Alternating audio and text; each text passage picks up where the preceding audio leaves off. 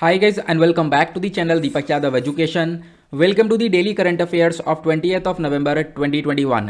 तो गाइज आज है तारीख 20 नवंबर 2021 और है सैटरडे। आज की तारीख से जितने भी मोस्ट इंपॉर्टेंट करंट अफेयर्स बनेंगे उन सभी करंट अफेयर्स को हम लोग डिटेल में डिस्कस करेंगे। नाउ बढ़ते हैं आगे, एक बार देख लेते हैं कौन कौन से आर्टिकल्स का डिस्कशन करना है आज के इस वीडियो में। सबसे पहला आर्टिकल बहुत इंपॉर्टेंट होने वाला है मेंस के पर्सपेक्टिव से। देखो यहाँ पे चर्चा की गई है कोविड-19 का बहुत बुरा इंपैक्ट पड़ा है हमारे पूरे लर्निंग सिस्टम के ऊपर और इसको लेकर एक रिपोर्ट आई है जिसका नाम है एसर। तो एसर रिपोर्ट 2021 के बारे में मैं सारी चीज़ें बताऊंगा कि इसने क्या क्या बताया है, कौन कौन से इशू हम लोग को देखने को मिले हैं हमारे लर्निंग सेक्टर के ऊपर।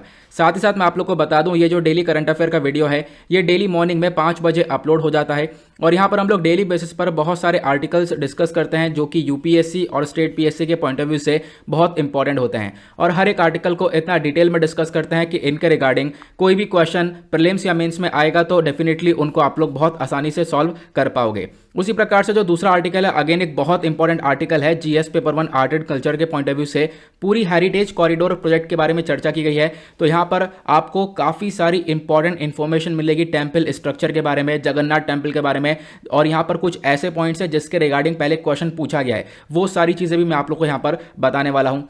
उसके बाद थर्ड आर्टिकल अगेन एक बहुत इंपॉर्टेंट आर्टिकल है इंडियन ओशन नेवल सिंपोजियम अभी देखने को मिला था। तो इस सिंपोजियम का क्या महत्व रहा है प्लस भारत का क्या रोल रहा है, यहाँ पर कौन कौन सी कंट्रीज ने पार्टिसिपेट किया, ये सारी चीज़ें हम लोग यहाँ पर डिस्कस करेंगे। आखिरकार ये सिंपोजियम होता क्या है, ये सारी चीज़ें हम लोग यहाँ पर जानने वाले हैं। और उसके बाद नेक्स्ट आर्टिकल में बात करने वाले हैं कैंपेन के बारे में, कैंपेन ऑन एसएससी। यहाँ पर कोई एसएससी एग्जाम वाली बॉडी नहीं है, ये एसएससी कोई दूसरी वाली बॉडी है, तो इसके बारे में डिस्कशन करेंगे। ठीक है, शायद कैंपेन की स्पेलिंग गलत हो चुकी है, इसको करेक्ट कर लेना। हम लोग यहाँ पर मैनुअल स्कैवेंजिंग के बारे में डिस्कशन करेंगे। मैनुअल स्कैवेंजिंग अपने आप में एक बहुत इंपॉर्टेंट टॉपिक रहा है पिछले कुछ सालों से, तो काफ़ी सारे इंपॉर्टेंट कॉन्सेप्ट्स मैं आप लोग को बताने वाला हूँ मैनुअल स्कैवेंजिंग को लेकर। आज के टाइम पर भारत में कितनी ज़्यादा प्रॉब्लम ये मैनुअल स्कैवेंजिंग की देखने को मिलती है। उसके बाद में नेक्स्ट आर्टिकल में हम चर्चा करेंगे द्वारे स्कीम को लेकर। तो वेस्ट बंगाल ने अभी यहाँ पर घोषणा करी है कि द्वारे स्कीम को लॉन्च किया जाएगा। तो आखिरकार ये स्कीम क्या है, इससे क्या बेनिफिट होगा, प्लस आज के टाइम पर भारत के अंदर जो पीडीएस सिस्टम है वो कैसे काम करता है। और जो पीडीएस सिस्टम है ना ये हमारे सिलेबस का पार्ट है। जब आप लोग जीएस पेपर 3 इकोनॉमी का सिलेबस उठाओगे ना तो वहाँ पर सीधा सीधा पीडीएस सिस्टम लिखा हुआ है, तो यहाँ पर ये हमारा डायरेक्टली एग्जाम का पार्ट है, तो हम लोग सीखेंगे पीडीएस सिस्टम के बारे में।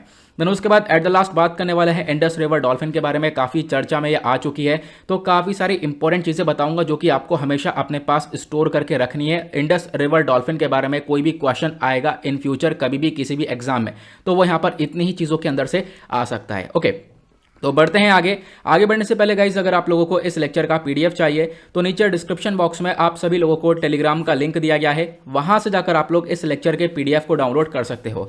और ये है मेरी Instagram ID Deepak Yadav education. चाहो तो आप लोग मुझे यहाँ पर फॉलो कर सकते हो और अपनी जितनी भी क्वेरीज है मुझसे आप लोग यहाँ पर पूछ सकते हो। बाय द वे दोनों ही चीज़ों का लिंक आपको नीचे डिस्क्रिप्शन बॉक्स में मिल जाएगा।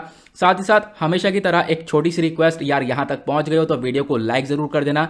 एक छोटे से लाइक से बहुत ज़्यादा सपोर्ट मिलता है मुझे। अगेन आज का हम लोगों ने फिर से टारगेट रख रखा है 1K प्लस लाइक्स का, तो अगेन आप लोग को 1000 लाइक्स पहुँचाने हैं जैसा आप लोग डेली बेसिस पर कर रहे हो। ओके, तो एक बार रिवीजन भी कर लेते हैं क्योंकि हमारे इस वीडियो की खास बात यह है कि हम लोग करंट इश्यूज़ को तो डिस्कस करते करते हैं, साथ ही साथ प्रीवियस डे के करंट अफेयर का रिवीजन भी करते हैं। जो भी हमने कल डिस्कशन किया था उसका एक छोटा सा ओवरव्यू लेंगे ताकि हम चीज़ों को कनेक्ट करके चलते रहें। ठीक है, तो यहाँ पर सबसे पहला आर्टिकल कल हमने डिस्कस किया था कि US president Joe Biden plus Chinese president Xi Jinping दोनों के बीच में यहाँ पर डिस्कशन हुआ और ये जो डिस्कशन हुआ था वो एक वर्चुअल समिट के अंदर में हुआ था, मतलब कि वीडियो कॉन्फ्रेंस के माध्यम से इन दोनों लीडर्स के बीच में बातचीत हुई। इन दोनों लीडर्स ने बहुत सारे यहाँ पर मुद्दे उठाए, जैसे कि यूएस ने यहाँ पर बहुत सारे कंसर्न उठाए, ताइवान का कंसर्न उठाया। ठीक है, उसके बाद यहाँ पर और भी वेरियस कंसर्न जो भी ह्यूमन राइट वोलेशन का कंसर्न है, जैसे उइगुर मुस्लिम्स को लेकर देखने को मिलता है, वो कंसर्न उठाया। तो बहुत सारे कंसर्न्स जो है यहाँ पर जो बाइडेन ने उठाए थे और जो जापान बल ले रहा हूँ मैं यहाँ पर, जो शी जिनपिंग है, शी जिनपिंग ने भी बहुत सारे कंसर्न्स उठाए। शी जिनपिंग ने बोला कि आज के टाइम पर जो यूएस है वो बहुत सारे ग्रुप्स वगैरह बना रहा है और ये जो ग्रुप्स हैं बेसिकली जो चाइना के अगेंस्ट में बन रहे हैं, जैसे क्वाड ग्रुप हो गया, ऑकस ग्रुप हो गया, तो ये सारे कंसर्न्स उठाए गए, दोनों के बीच में बातचीत की गई। लेकिन एक इंपॉर्टेंट चीज़ के ऊपर ये भी बातचीत हुई है कि जो ट्रेड रिलेशंस हैं, जो व्यापार है, वो दोनों कंट्रीज़ के आने वाले टाइम पर पॉसिबिलिटी है कि सुधरते हुए नजर आए। ठीक है, इसको लेकर भी इस समिट के अंदर डिस्कशन हुआ है। ये मैंने आप लोगों को कल सारी चीज़ें काफ़ी डिटेल में समझाई थी, आई होप आप लोगों को पता होगा। देन उसके बाद मैंने इसी आर्टिकल में आप लोग को इंडिया को भी कनेक्ट करके मैंने समझाया था कुछ, जैसे कि यूएस, इंडिया और चाइना के क्या रिलेशंस हैं। तो इन रिलेशंस में मैंने आप लोग को बताया था कि जो यूएस है वो बहुत ज़्यादा सपोर्ट कर रहा है भारत को। तो आपसे मैं क्वेश्चन पूछना चाहूँगा कि भारत को यूएस की साइड से किस प्रकार का सपोर्ट मिल रहा है डिफेंस सेक्टर में चाइना के अगेंस्ट में। तो आप लोग इसके बारे में एक दो पॉइंट्स नीचे कमेंट सेक्शन में लिख सकते हो। उसके बाद नेक्स्ट आर्टिकल हमने डिस्कस किया था जो एलजीबीटीक्यू कम्युनिटी है इनके राइट्स को लेकर। तो अभी हाल ही में एक जज है, मतलब एक तरीके से एक व्यक्ति, एक एडवोकेट हैं और वो गे हैं बेसिकली। तो उनको क्या करा जा रहा है, जज बनाने की बातचीत की जा रही है। अगर ये चीज़ें आगे इंप्लीमेंट होती हैं तो वो भारत के पहले गे जज बनेंगे। तो मैंने आपको समझाया था कि भारत के अंदर जो एलजीबीटीक्यू कम्युनिटी है इनको क्या क्या प्रॉब्लम्स फेस करने को मिलती हैं। तो आप लोगों से एक सिंपल सा क्वेश्चन है कि एलजीबीटीक्यू कम्युनिटी को भारत के अंदर क्या क्या चैलेंजेस फेस करने होते हैं, नीचे कमेंट सेक्शन में आप लोग को वो चैलेंजेस लिखने हैं। फिर उसका मैंने आप लोग को फर्स्ट ऑडिट दिवस के बारे में बताया था। ठीक है, फर्स्ट ऑडिट दिवस कौन सी तारीख को मनाया गया है, अभी आप लोग नीचे कमेंट सेक्शन में बताना। यहां पर कैग का रोल बहुत बड़ा है। ठीक है, controller auditor general of India. तो controller auditor general of India आज के टाइम पर भारत के कैग कौन है, पहला क्वेश्चन तो यह है। दूसरा क्वेश्चन, कैग को अपॉइंट कौन करता है, नीचे कमेंट सेक्शन में आप लोग को यह बताना है। दोनों उसके बाद मैंने आप लोग को समझाया था पूर्वांचल एक्सप्रेस वे के बारे में। ठीक है, एक एक्सप्रेस वे है जिसका उद्घाटन किया गया अभी यूपी के अंदर। यह एक्सप्रेस वे अपने आप में बहुत इंपॉर्टेंट है। प्लस एक क्वेश्चन सिंपल सा है, इस पूर्वांचल एक्सप्रेसवे की लेंथ कितनी है, नीचे कमेंट सेक्शन में आप लोग बता सकते हो। देन उसके बाद मैंने नीचे आप लोग को एक और आर्टिकल समझाया था। पोचमपल्ली एक तरीके से बेस्ट टूरिज्म विलेज की कैटेगरी में आ चुका है। तो इसको ये जो डेजिग्नेशन है वो कौन सी बॉडी ने दिया है, नीचे कमेंट सेक्शन में आप लोग को उसका भी नाम लिखना है। प्लस उस जिस बॉडी ने यहाँ पर इसको as a best tourism village का डेजिग्नेशन दिया है उस बॉडी का हेडक्वार्टर कहाँ पर है, ये भी आपको नीचे कमेंट सेक्शन में बताना है। आपका रिविजन भी हो जाएगा। तो आगे बढ़ते हैं, शुरुआत करते हैं। आज का सबसे पहला आर्टिकल एजुकेशन के पर्सपेक्टिव से इंपॉर्टेंट और एजुकेशन आता है जीएस पेपर 2 के अंदर। बात की गई है कोविड का इम्पैक्ट कितना ज़्यादा पड़ा है लर्निंग के ऊपर, और ये जो इम्पैक्ट पड़ा है इसको लेकर एक रिपोर्ट आई है जिसका नाम है एसर। ठीक है, एसर की फुल फॉर्म है annual status of education report. ठीक है, आपको ध्यान रखना है ये एसर रिपोर्ट 2021 का सर्वे रिलीज कर दिया गया था। अभी देखो ये बहुत सारे सर्वे रिलीज करता है। अब की बार का जो सर्वे है वो 16वां एडिशन है। तो आप समझ सकते हो कि कितने सारे सर्वेस पहले भी आ चुके हैं। तो अब की बार वाला जो एडिशन है वो 16वां वाला है। और इस सर्वे ने बताया कि कोविड-19 का एक बहुत बुरा इंपैक्ट पड़ा है किसके ऊपर, लर्निंग सिस्टम के ऊपर, एजुकेशन सिस्टम के ऊपर। खासकर जो लोएस्ट क्लासेस वाले बच्चे हैं उनको काफ़ी प्रॉब्लम्स फेस करने को मिली हैं। और हम लोग को आने वाले टाइम पर एक अलग से अटेंशन देना पड़ेगा। जो लोएस्ट क्लासेस वाले बच्चे हैं, जो कि एक तरीके से छोटी क्लास वाले बच्चे हैं, उनके ऊपर एक अलग से हम लोग को अटेंशन देना पड़ेगा। अदरवाइज यहाँ पर उनके ऊपर काफ़ी बुरा प्रभाव पड़ने वाला है। ये चीज़ इस रिपोर्ट ने बताई है। यह आर्टिकल इंडियन एक्सप्रेस से लिया गया है, एक्सप्लेन पेज पर आया था। मैं आपको सारे आर्टिकल्स बताता रहूंगा कि कहां कहां से लिए गए हैं। अब यहां पर इस रिपोर्ट के बारे में डिस्कशन करते हैं। इस रिपोर्ट ने सबसे पहला पॉइंट उठाया कि देखो भारत के अंदर साल 2020-21 में क्या हुआ है, ये कोरोना वाला साल चल रहा है। तो इन साल में क्या देखने को मिला, गवर्नमेंट स्कूल्स के अंदर एडमिशन बढ़े हैं। बच्चों ने गवर्नमेंट स्कूल, सरकारी स्कूल में एडमिशन ज़्यादा लिए। तो आप कहोगे तो अच्छी बात है, लेकिन एक तरफ से ये भी देखो गवर्नमेंट स्कूल में तो एडमिशन लिए हैं, लेकिन दूसरी तरफ प्राइवेट स्कूल से एडमिशन कम करवाएं। प्राइवेट स्कूल्स में एडमिशन कम हुए हैं, प्लस जो बच्चे थे उनमें से भी बहुत सारे बच्चों ने ड्रॉप आउट किया। ड्रॉप आउट करने के बाद वहां पर उनका एडमिशन गवर्नमेंट स्कूल के अंदर करवाया गया है, ऐसा यहां पर इस रिपोर्ट ने बताया। ठीक है, बहुत सारे बच्चे क्लियरली शिफ्ट हो चुके हैं प्राइवेट से गवर्नमेंट स्कूल्स की साइड पर। इसके पीछे का रीजन क्या है, तो इस रिपोर्ट में बताया गया था इसके पीछे का रीजन है फाइनेंशियल हेल्थ। ठीक है, जिस मतलब आप कह सकते हो फैमिली की जो फाइनेंशियल कैपेबिलिटी है वो ज़्यादा है, वो लोग यहाँ पर प्राइवेट स्कूल्स में पढ़ा रहे हैं। अदरवाइज यहाँ पर ये फाइनेंशियल कैपेबिलिटी की वजह से ये सिनेरियो भी हम लोगों ने अपने कंट्री के अंदर देख लिया है। पहले ऐसा देखने को नहीं मिल रहा था, लेकिन आज के टाइम पर हम लोगों को ये भी देखने को मिला कोरोना की वजह से।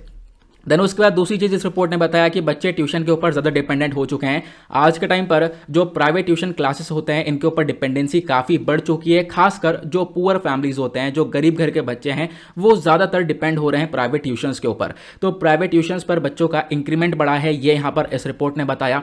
देन उसके बाद तीसरी चीज़ इस रिपोर्ट ने बताई है वो है डिजिटल डिवाइड। देखो डिजिटल डिवाइड अपने आप में बहुत बड़ा कॉन्सेप्ट है, इसको आपको सिंपल सा समझना होगा कि देखो यहाँ पर क्या है ना कि एक तरफ एक अमीर परिवार है, दूसरी तरफ एक गरीब परिवार है। अब दोनों परिवार की जो फाइनेंशियल कंडीशन है वो अलग अलग है। अब जो अमीर परिवार वाला व्यक्ति है वो हर एक चीज़ को अफोर्ड कर पाएगा, हर एक चीज़ को अफोर्ड कर पाएगा। मतलब यहाँ पर जैसे अभी स्मार्टफोन चाहिए, ठीक है, और भी बहुत सारी चीज़ें चाहिए, क्योंकि जब ऑनलाइन क्लासेस चल रही हैं तो उसके अकॉर्डिंग स्मार्टफोन चाहिए होगा। जब ये चीज़ें चाहिए होंगी ना, तो फिर क्या होगा, जो अमीर परिवार वाला व्यक्ति है वो आराम से यहाँ पर इस चीज़ को अफोर्ड कर पाएगा। लेकिन जब आप उधर देखोगे पूरा फैमिली वाले को, तो वो इन चीज़ों को अफोर्ड नहीं कर पा रहा है, वो अपना घर का खर्चा चला रहा है, वो खाना खा रहे हैं इस कोविड के टाइम पर, क्योंकि नौकरी वगैरह सब कुछ जा चुकी है, वही बहुत है।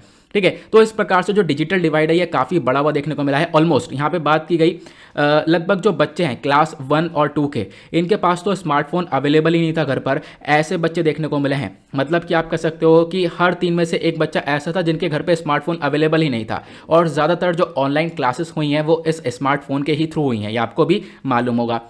देन उसके बाद नेक्स्ट यहाँ पर पॉइंट उठाया गया प्रॉब्लम्स विद न्यू एंट्रेंट्स। यहाँ के अब ये बताया जा रहा है कि जो नए नए बच्चे आ रहे हैं आपके टाइम पर एडमिशन ले रहे हैं, ठीक है, उनकी एक तरीके से जो मेंटल कैपेबिलिटी होती है वो थोड़ी सी कम है। ठीक है, आज के टाइम पर जो यंगेस्ट एंट्रेंट्स है ना इंडिया के एजुकेशन सिस्टम के अंदर, वो काफ़ी कम हो चुके हैं। प्लस यहाँ पर अगर आप देखो तो यहाँ पर बोला गया है, इस रिपोर्ट ने सीधा सीधा बताया है कि जो स्टूडेंट्स आज के टाइम पर नए नए एडमिशन ले रहे हैं स्कूल सिस्टम के अंदर पेंडेमिक के बाद में, कोरोना के बाद में, तो उनके लिए ज़रूरत है कि हम लोग चीज़ों को अच्छे से सेटल डाउन कर सकें, क्योंकि यहाँ पर बच्चों को कन्फ्यूजन बहुत हो रहा है, बच्चों को अच्छे से चीज़ों को यहाँ पर पता नहीं है। ठीक है, कोई भी यहाँ पर अच्छे से एक्सपीरियंस नहीं है चीज़ों का, तो उस बेसिस पर यहाँ पर हम लोग को थोड़ा सा काम करना पड़ेगा। और यहाँ पर बताया गया हर 3 में से एक बच्चा जो क्लास 1 और 2 का है, ठीक है, क्लास 1 और 2 का, हर 3 में से एक बच्चा आप कह सकते हो कि इसने क्लासेस वगैरह अटेंड नहीं करी हैं, इन पर्सन जो क्लासेस होती हैं वो अटेंड नहीं करी हैं। तो इस प्रकार की चीज़ें दिख रही हैं। तो आज के टाइम पर हमारा जो एजुकेशन सिस्टम है वो काफ़ी इम्पैक्ट हुआ है, किसकी वजह से, कोरोना वायरस की वजह से। लेकिन हम लोगों ने एक पॉजिटिव ट्रेंड भी देखा है। पॉजिटिव ट्रेंड क्या देखा है, ये बहुत लंबे समय पहले से ही है। देखो, हमने अपने कंट्री के अंदर जो स्कूल का ड्रॉपिंग आउट वाला रेशियो है ये तो देखा है, मतलब स्कूल से बच्चों को निकाल दिया जाता है। बहुत सारे कंसर्न्स होते हैं, बहुत सारे इश्यूज होते हैं, जिसकी वजह से जो फैमिली के अंदर बड़े बड़े पेरेंट्स हैं वो यहाँ पर अपने बच्चों को स्कूल से ड्रॉप आउट करवा देते हैं। इसके पीछे के रीजंस वेरियस हो सकते हैं, लेकिन यहाँ पर हम लोगों ने देखा कि साल 2010 से ही चीज़ें चल रही हैं। साल 2010 के अंदर भी लगभग जो 15 और 16 साल के जो बच्चे थे, ठीक है, तो ये लोग भी, इनके अंदर जो स्कूल ड्रॉपिंग आउट का रेशियो था वो 16.1% के आसपास था। ठीक है, तो ये आप देख पाओगे ना, चीज़ें थोड़ी सी कम हुई हैं। जो ड्रॉप आउट वाला रेशियो है वो थोड़ा सा कम हुआ है। साल 2018 के अंदर ये 12.1% हो गया था, लेकिन साल 2020 के अंदर ये 9.9% हो गया है, क्योंकि इसको और कम होना चाहिए था, लेकिन कोरोना वायरस की वजह से ये थोड़ा सा धीमी गति से कम हुआ है। ठीक है, देन उसके बाद यहाँ पर जो साल 2021 है यहाँ पर थोड़ा सा और डिक्लाइन देखने को मिला, 6.6% के आसपास यहाँ पर ये देखने को मिला है। तो एक छोटा सा पॉजिटिव ट्रेंड भी हम लोगों ने यहाँ पर देखा है। जो ड्रॉपिंग आउट रेशियो है ना, बेसिकली अगर हम इसे साल 2010-11 से कंपेयर करें तो वो थोड़ा सा कम हुआ है। देन उसके बाद अब ये रिपोर्ट जिसने यहाँ पर ये सारी बातें बताई हैं, इस रिपोर्ट के बारे में भी आप लोग को एक दो बातें जाननी होंगी जो कि आपसे प्रीलिम्स में क्वेश्चन बन सकता है। जैसे मैंने बताया, इस रिपोर्ट का नाम है Acer, annual status of education report. अब यहाँ पर इस रिपोर्ट को फैसिलिटेट किसने किया है, प्रथम एजुकेशन ने, आप लोग को ध्यान रखना है। तो इस रिपोर्ट को कौन लाता है, प्रथम एजुकेशन फाउंडेशन लाता है। ये एक बहुत पुराना सर्वे किया जा रहा है आज के टाइम पर हमारे कंट्री में। इस पूरे सर्वे के अंदर 2011 का जो जनगणना है, 2011 का जो सेंसस है ना, उसका इस्तेमाल करते हैं। उसका जो इन्फॉर्मेशन है उसको हम लोग एक तरीके से यूज़ करते हुए हम लोग काफ़ी सारी चीज़ें, बहुत सारी इंपॉर्टेंट इन्फॉर्मेशन को पब्लिश करते हैं हमारे कंट्री भर में। ये आप लोग को ध्यान रखना है।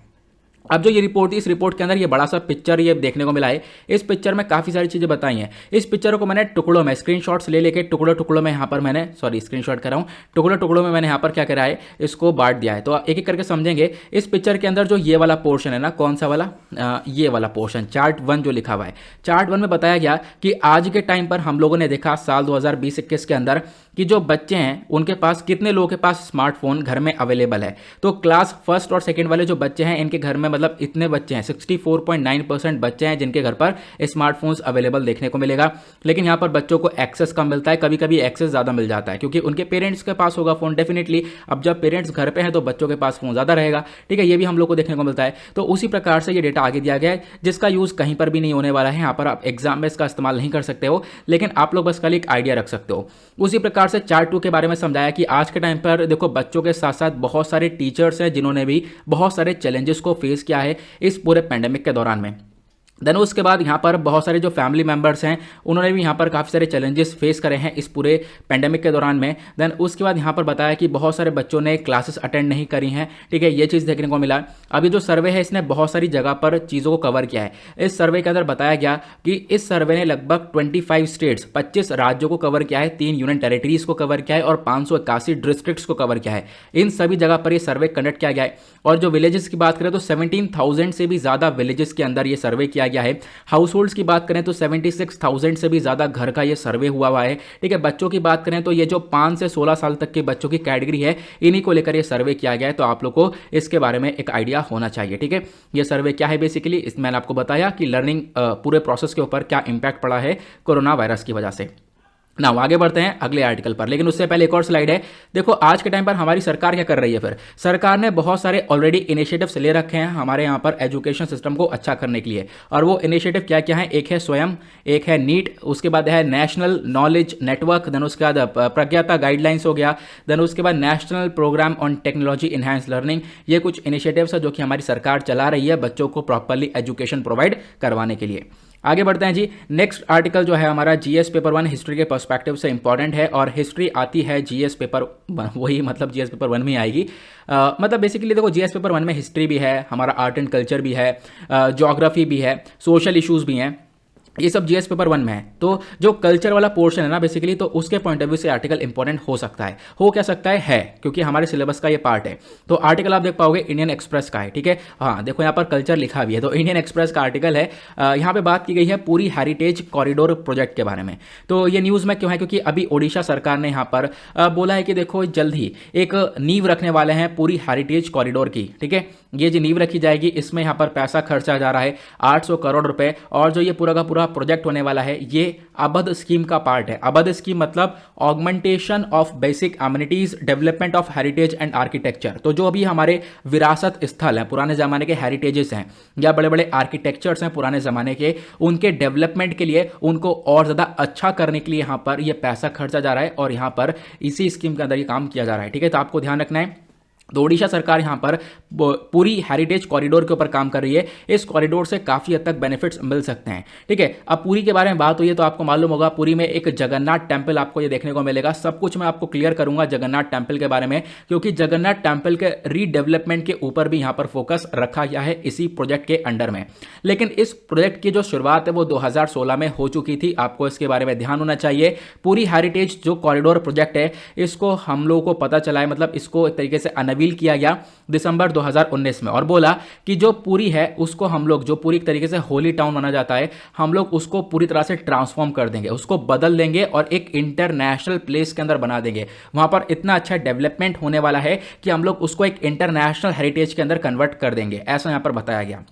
नाउ बेसिकली जो ये प्रोजेक्ट है इसके अंदर यहाँ पर क्या क्या इंक्लूड किया गया है, यहाँ पर आप कह सकते हो इस प्रोजेक्ट के अंदर हम लोग जगन्नाथ टेम्पल को बहुत अच्छे से रीडेवलप करने वाले हैं विजिटर्स के लिए, टूरिस्ट के लिए, और ज़्यादा यहाँ पर चीज़ें अच्छी सी देखने को मिलने वाली हैं। और जो ये प्रोजेक्ट है इसके अंदर जगन्नाथ टेम्पल तो होगा, साथ ही साथ जो हमारे बहुत सारे कल्चर सेंटर हो गए, ठीक है, और भी यहाँ पर आप कह सकते हो कि लेक हो गई, जो हमारी झील हैं, रिवर हैं, और भी बहुत सारी चीज़ों का रीडेवलपमेंट किया जाएगा, उनको रिवाइव किया जाएगा, ठीक है। उसी के लिए यहाँ पर यह पैसा खर्चा जा रहा है। तो यही है एक पूरी कॉरिडोर प्रोजेक्ट, तो इसके बारे में आपको ध्यान रखना है। यही है जगन्नाथ मंदिर, ये आप लोगों को दिख रहा होगा, ठीक है।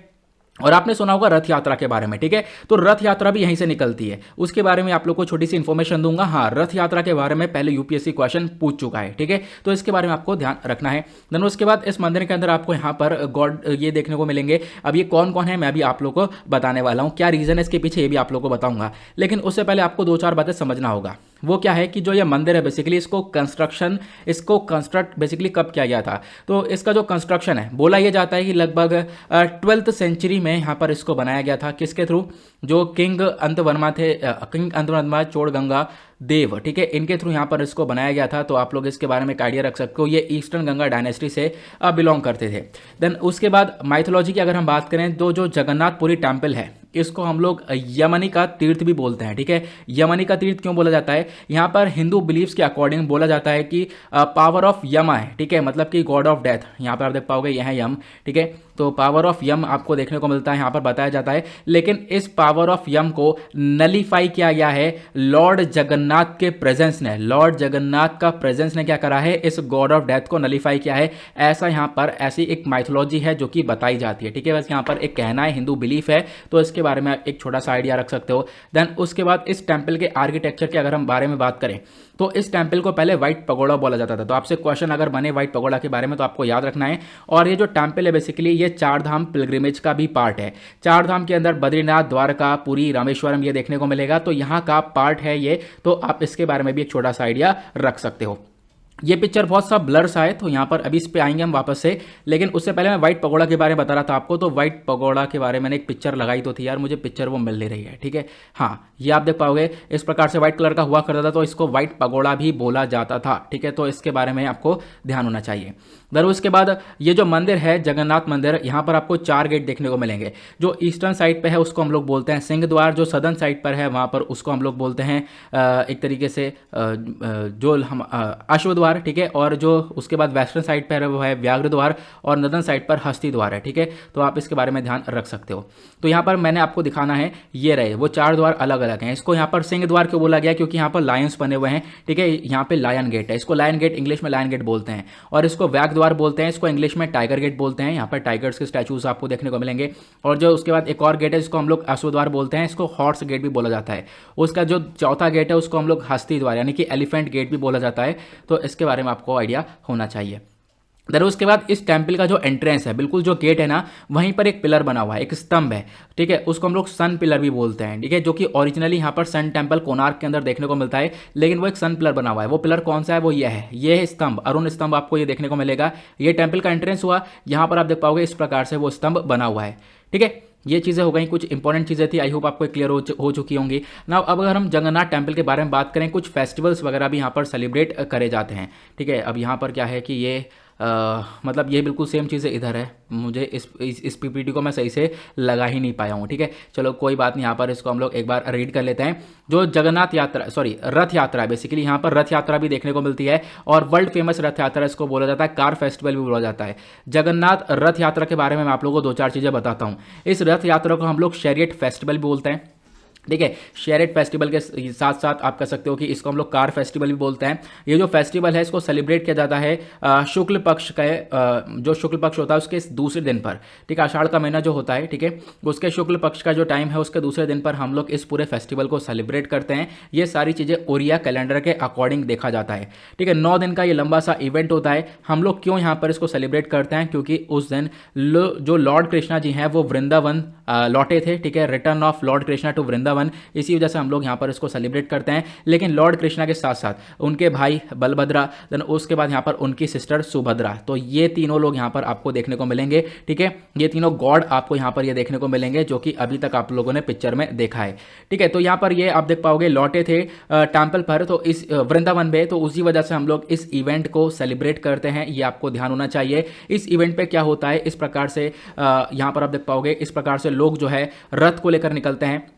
3 रथ निकाले जाते हैं, और तीनों रथ यहाँ पर तीनों अलग अलग गॉड्स को डेडिकेट करा जाता है, ठीक है। अलग अलग गॉड्स को डेडिकेट किया जाता है इन तीनों रथ को, तो ये आप लोग देख सकते हो। देन उसके बाद ओडिशा के अंदर और भी बहुत सारे इंपॉर्टेंट मॉन्यूमेंट्स है, इसके बारे में भी आपको पता होना चाहिए। एक कोणार्क सन टेम्पल है, इसको यूनेस्को वर्ल्ड हेरिटेज साइट का टैग मिला हुआ है। दूसरा तारा तारिणी टेम्पल है, देन उसका लिंगराज टेम्पल है, देन उसका उदयगिरी और खंडगिरी केव्स भी हैं। उसका जगन्नाथ टेम्पल तो है ही, आपको पता होना चाहिए। तो ये कुछ चीज़ें थी जो कि बहुत इंपॉर्टेंट थी, मैंने आपको सारी चीज़ें अच्छे से क्लियर कर दी हैं, ठीक है। पूरी हेरिटेज कॉरिडोर प्रोजेक्ट के बारे में बताया, प्लस जगन्नाथ टेम्पल के बारे में भी सारी चीजें बता दी हैं।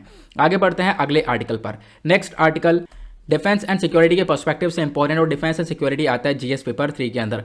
यहाँ बात की गई है इंडियन ओशन नेवल सिंपोजियम के बारे में।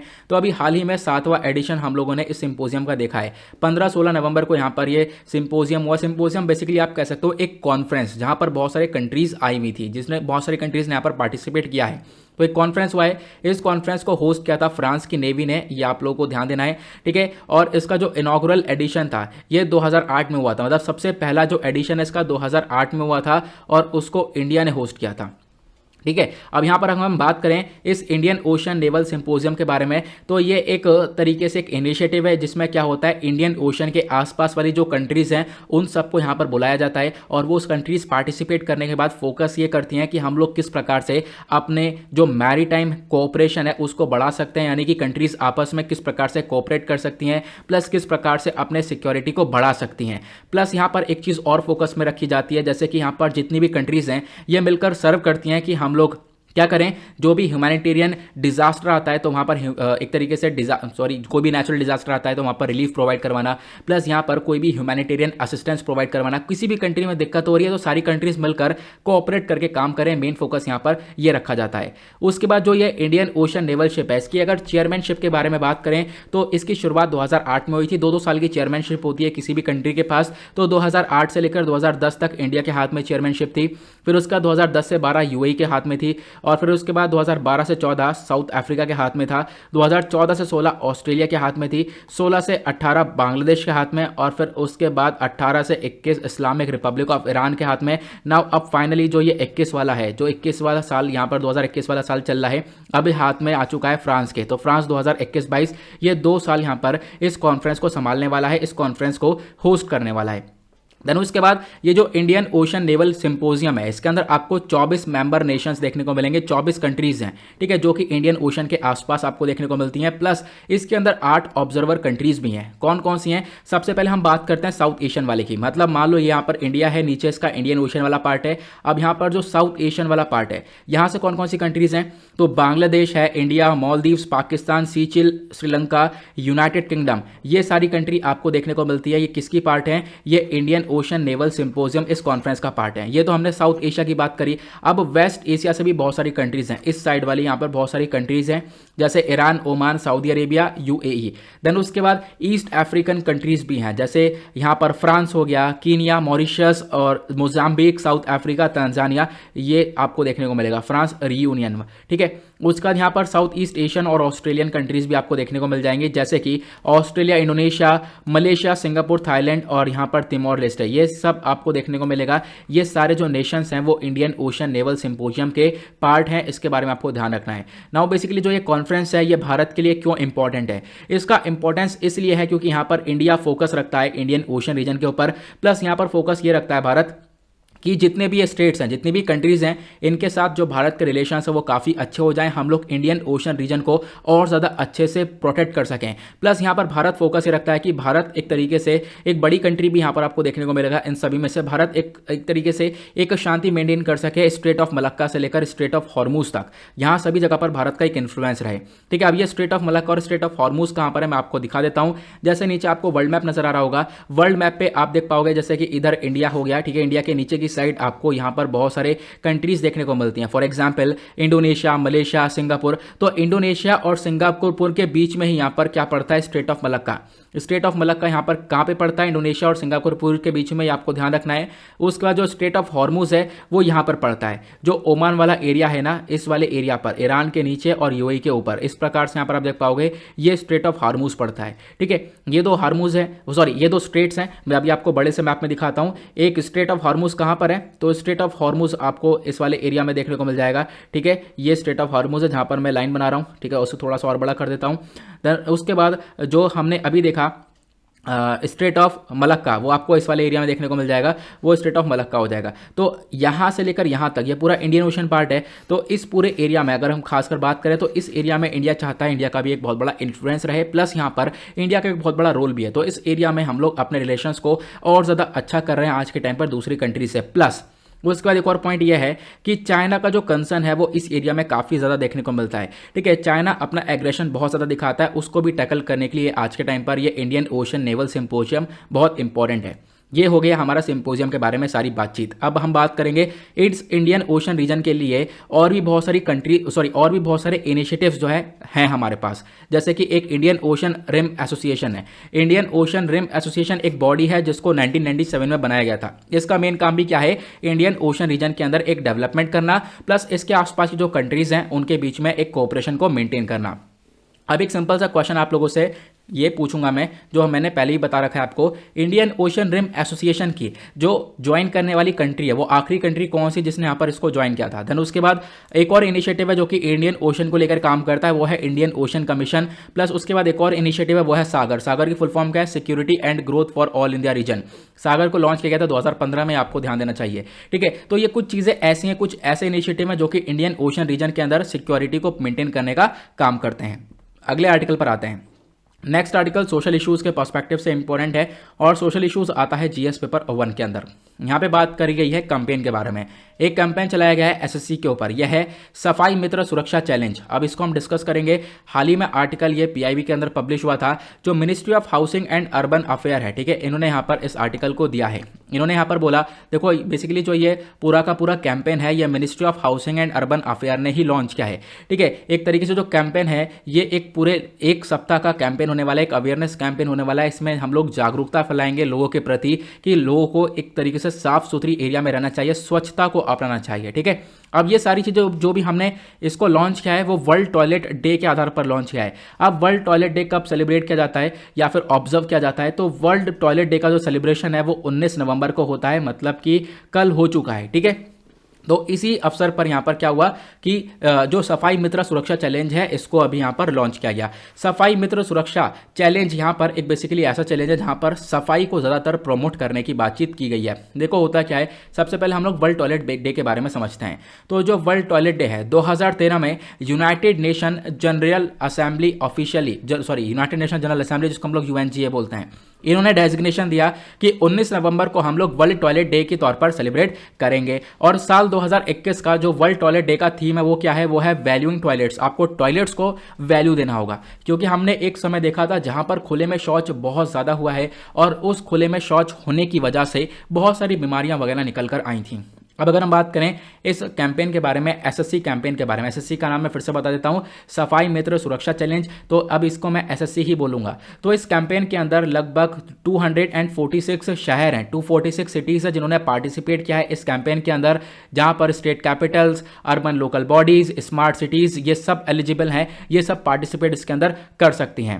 ठीक है, उसके बाद जो बहुत सारे शहर हैं इनको अवार्ड दिया जाएगा। मान लो जिसने काफ़ी अच्छा काम किया है, अपने यहाँ पर साफ सुथराई सफाई जो है काफ़ी अच्छी तरीके से रखी है, तो उनको अवार्ड दिया जाएगा। यहाँ पर आप कह सकते हो कि मान लो एक एरिया है, मान लो एक शहर है जहाँ पर 10 लाख लोग रह रहे हैं, यहाँ पर दूसरा एक शहर है जहाँ पर 3 से 10 लाख लोग रह रहे हैं, एक शहर है जहाँ पर 3 लाख से ऊपर लोग रह रहे हैं। तो ये अलग अलग कैटेगरीज में आपको देखने को मिलेगा। तो 3 अलग अलग कैटेगरीज ये हैं, इन्हीं अलग अलग कैटेगरीज में यहाँ पर क्या होगा, ये अवार्ड दिया जाएगा जहाँ पर भी ज़्यादा साफ सफाई देखने को मिलेगी। अवार्ड में क्या मिलेगा? तो अवार्ड में यहाँ पर 52 करोड़ रुपये का ये प्राइज मनी मिलने वाला है। उसके बाद ये सरकार का एफर्ट है ताकि हम लोग मैनुअल स्कैवेंजिंग को कम कर सकें, क्योंकि मैनुअल स्कैवेंजिंग अपने आप में एक बहुत बड़ी दिक्कत है आज के टाइम पर। इसको कम करने के लिए सरकार ने यह स्टेप उठाया है। नाउ क्वेश्चन ये है कि सर मैनुअल स्कैवेंजिंग होती क्या है?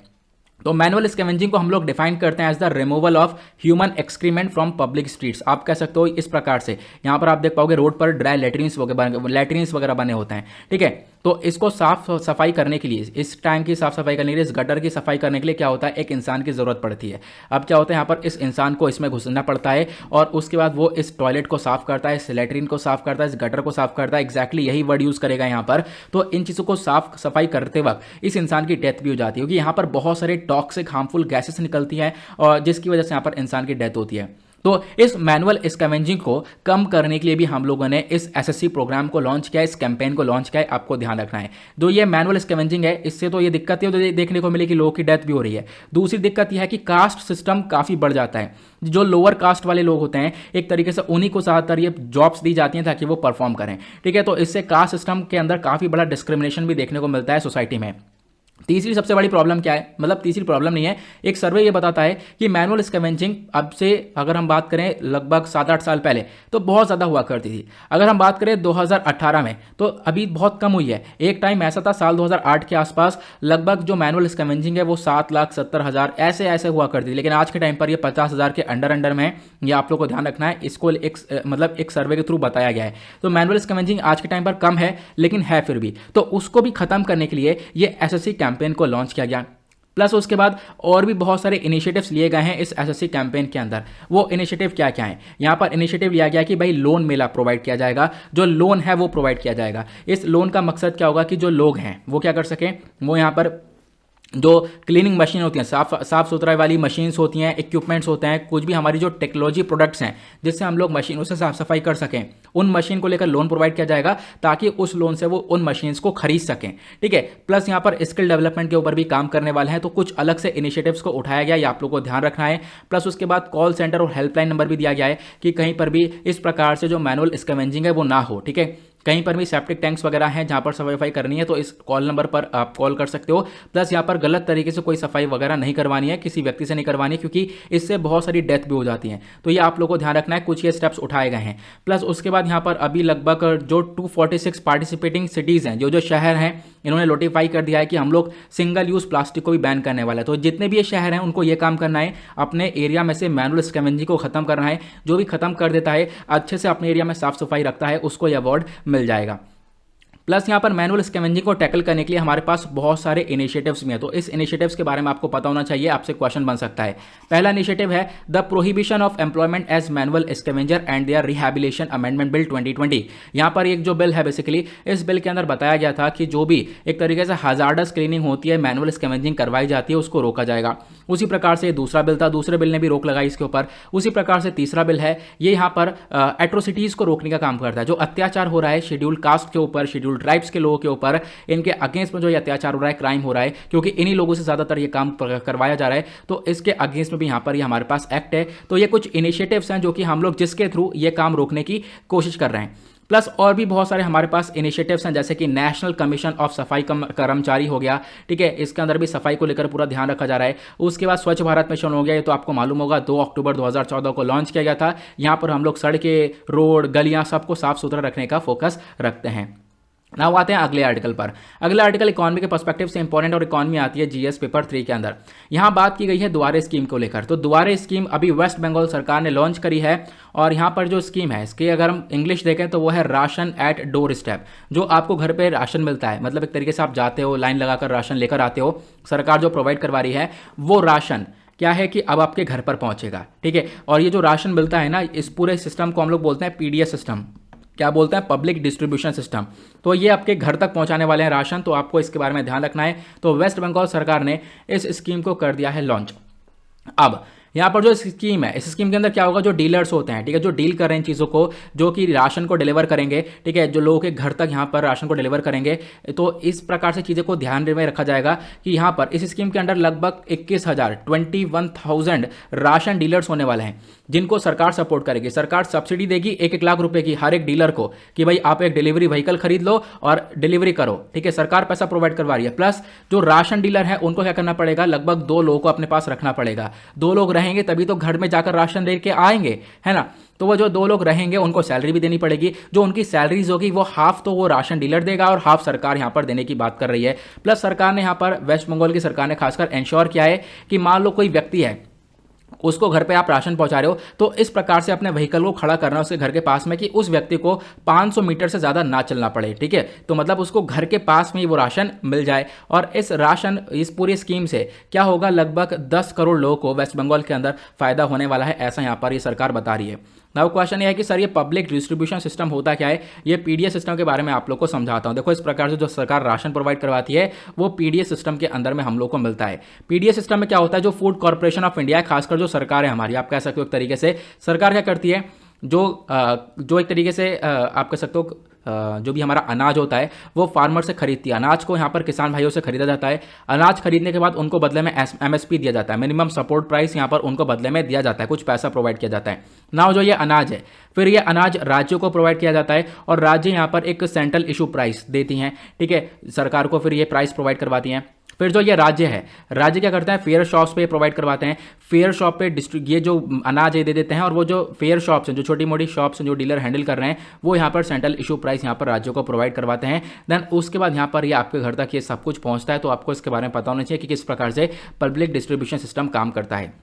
नाउ आते हैं आज के आखिरी आर्टिकल पर। आखिरी आर्टिकल एनवायरमेंट के पर्सपेक्टिव से इंपॉर्टेंट है। एनवायरमेंट आता है जीएस पेपर 3 के अंदर। यहाँ बात की गई है इंडस रिवर डॉल्फिन के बारे में। जो ये डॉल्फिन आपको स्क्रीन पर दिख रही है, यही एक इंडस रिवर डॉल्फिन है। आर्टिकल द हिंदू का है। अभी क्या हुआ, पंजाब ने एक स्टेप उठाया कि हम लोग इंडस रिवर डॉल्फिन को बचाने की पूरी कोशिश करने वाले हैं।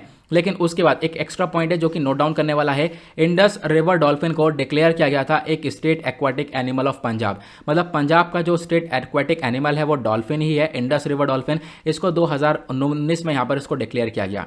अगर हम बात करें इस डॉल्फिन के बारे में तो इसका जो साइंटिफिक नेम है, पहली चीज आपको ये ध्यान रखनी है, आपसे क्वेश्चन बन सकता है, इसका साइंटिफिक नेम है प्लेटेनिस्टा गैंगेटिका मैनर। ठीक है, उसके बाद यहाँ पर एक रिसेंट स्टडी हुई है जहाँ पे पता चला है कि जो ये रिवर डॉल्फिन है, एक तरीके से आप देख पाओगे यहाँ पर अगर हम बात करें तो ये काफ़ी हद तक खतरे में भी देखने को मिलेगी। प्लस उसके बाद आज के टाइम पर ये जो डॉल्फिन है इसकी हम लोग 2 सब स्पीशी देखने को मिलती हैं। इसकी अलग अलग 2 छोटी छोटी और प्रजातियां हैं प्लेटिनिस्टा गैंगेटिका के अंडर में ही, लेकिन यहाँ पर ज़्यादा फोकस मत करो, फोकस करना है इसके साइंटिफिक नेम के ऊपर। तो साइंटिफिक नेम इसका प्लेटिनिस्टा गैंगेटिका ही है।